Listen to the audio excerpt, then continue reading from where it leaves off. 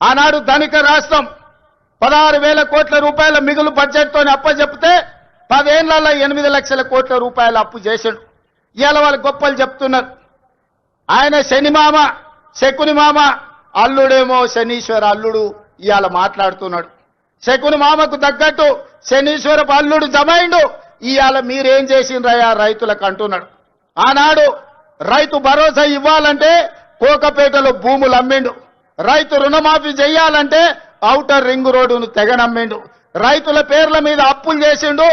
రైతుల పేరు మీద దోపిడీ చేసిండు.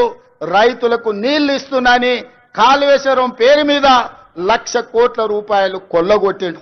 ఇవాళ రైతుల ముసుగులో రైతు సెంటిమెంట్ను అడ్డం పెట్టుకొని ఆనాడు భూములు అమ్ముకోవడమే కాదు, ఔటర్ రింగ్ రోడ్డును తాకట్టు పెట్టడమే కాదు, 1,00,000 కోట్ల రూపాయలు కాళేశ్వరంలో కట్టడం కూలడం జరిగింది. ఇవాళ రైతు సెంటిమెంటును వాళ్ళ ఆదాయ వనరుగా మార్చుకున్నారు. ఇవాళ 1,000 కోట్ల రూపాయలు సంపాదించుకున్నారు.